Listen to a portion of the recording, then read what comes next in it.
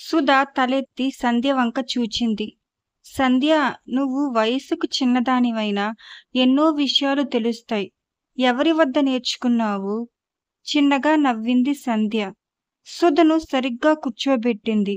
అనుభవం నేర్చిన పాఠాలు ఏ గ్రంథాలు నేర్పవు. సుధా, చూడు, ఒక ధనవంతుల పిల్ల ఉందనుకో, 10 సంవత్సరాలొచ్చిన పసిపిల్లగా పరిగణింపబడుతుంది. అదే ఒక బీద కుటుంబంలో పుడితే 3 ఏళ్ల పిల్ల 6 నెలల పిల్లలను జోకొడుతుంది. అందరూ ఉండేది ఒక గుడిసెలోనే, గదిలోనే కాబట్టి కష్టసుఖాలు, బరువు బాధ్యతలు తెలుస్తాయి. మనము కన్యపిల్లలముగా చలామణి అవుతూ లంగాలు, ఓణీలు వేసుకు తిరుగుతాము. వాళ్ళు పిల్లల తల్లులవుతారు.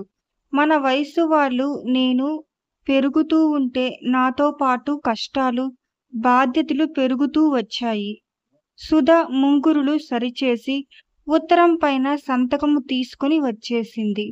ఆ రోజు భయంకరమైన రోజు. జీవితంలో మరుపురాని రోజు.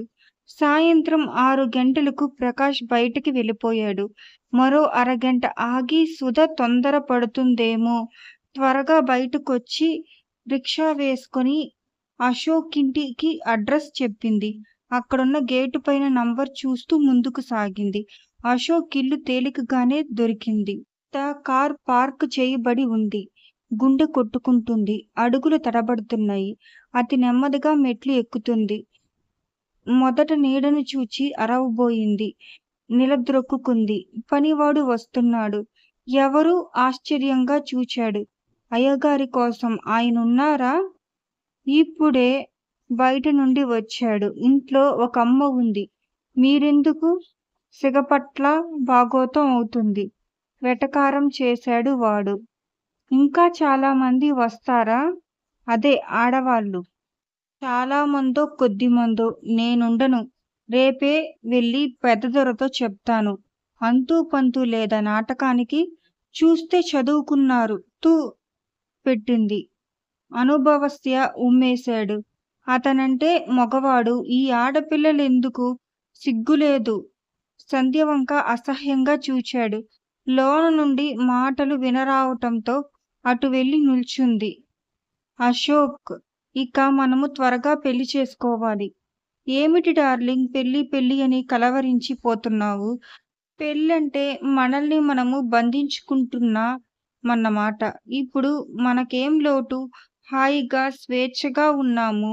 భోజనం చేసి ఏదైనా పిక్చర్కు పోదాం. సుధా, నిన్ను చూడకుండా ఈ 15 రోజులు 15 యుగాలుగా గడిపాను. ఎంత నటన! నా పరిస్థితి అర్థం చేసుకుంటే నువ్వలా అనవు అసు. ప్లీజ్, నా మాట విని పెళ్లికి త్వరగా ఏర్పాటు చెయ్యి. అంత కొంపలు మునిగే పరిస్థితి ఏమిటి? ఈసారి గొంతు కరుకుగా వినిపించింది. నీకు కొంపలు ముంచేవి అనిపించకపోవచ్చు, కానీ నాకు సర్వం మునిగిపోతుంది.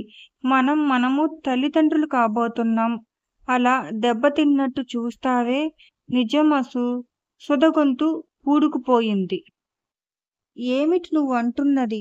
ఒత్తి పలికాడు. నిజమే చెప్తున్నాను. మీరు తండ్రి కాబోతున్నారు. నేనే తండ్రినని గ్యారెంటీ ఏమిటి? వెటకారం చేశాడు. అశోక్ ఆశ్చర్యమానాలతో తలదించుకుంది. సంధ్య ఇంకాస్త ముందుకు జరిగి చెరే వేసిన తలుపు సందులోంచి చూస్తుంది. స్త్రీ ఏమాటన్నా సహిస్తుంది, కాని శీలము గురించి అవమానకరంగా మాట్లాడితే వినలేదు. అంతవరకు అణుచుకున్న ఆవేశం ఉవ్వొత్తున వచ్చింది. అశోక్, ఏమన్నావు? మళ్ళీ అను ఆ మాట. భయమా? ఒకసారి కాదు, 100 సార్లు అంటాను. నీకు పుట్టబోయే శిశువుకు నేనే తండ్రినా? నీ సంగతి ఎవరికి తెలియదని అటు ప్రకాష్ నాటకం, ఇటు నాతో తెలియని వారు ఎంతమందో. అతను వెళ్ళి ఓ సోఫాలో కూర్చుని సిగరెట్ ముట్టిచ్చాడు. సుడులు సుడులుగా పొగ వదులుతున్నాడు. అశోక్, కామర్ల రోగిని లోకమంతా పచ్చగానే కనిపిస్తుందట. నీ నాటకం తెలియదనేగా ఇన్ని మాటలు. నీలాగా రోజు ప్రియురాలతో తిరిగి, ఉన్నవారైతే వారి డబ్బు ఖర్చు చేయించటం, లేనివారైతే అరువులు పెట్టి కొట్లలో ఇప్పించటం, వారిని మోసగించటం తెలిసిన నీకు నేను అలా కనిపించడంలో తప్పు లేదు. అలాంటిది నిన్ను నమ్మినందుకు నాకీ శాస్తి జరగాల్సిందే. ఒకటి మాత్రం గుర్తుంచుకో అశోక్. నీ అంత దిగజారలేను. నా విషయాలు నేను చూచుకోగలను. ప్రమేయము అనవసరం. అది తెలుసుకొని భగవంతుడు నన్ను శపించాడు. అందుకే ఈనాడు నీ ఎదుట దీనాతి దీనమైన స్థితిలో ఉన్నాను. నీవెలాగైనా తిరుగు. నాకభ్యంతరం లేదు. కళ్ళు పొరలు కప్పుకుపోయి ప్రవర్తించిన దానికి శిక్ష అనుభవించవలసిందే అన్నది. అప్పుడు సుధ ముఖం చూస్తుంటే ఎంతటి కఠినుడైనా హృదయం కరిగిపోతుంది. సామ్రాజ్యాలు కోల్పోయిన మహారాణిలా ఉంది. సారీ సుధా, వివాహ విషయంలో నా అభిప్రాయం వేరు. ఇంత తొందర ఏమిటి? అన్నాడు నిశ్చలంగా. అభిప్రాయాలు ఏమిటో మొదటే ఖచ్చితంగా చెప్తే ఇద్దరము బ్రతికిపోయేవారము. అంతా మించిపోయాక అనుకుంటే ఏం లాభం?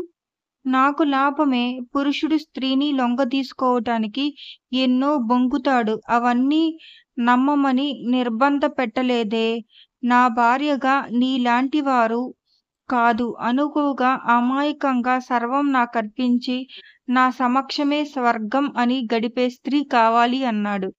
శ్రోత పరోక్ష శ్రోత ఇద్దరూ తెల్లబోయారు. సుధ తలమీద ఇనపగుండ పడ్డట్టు అయ్యింది.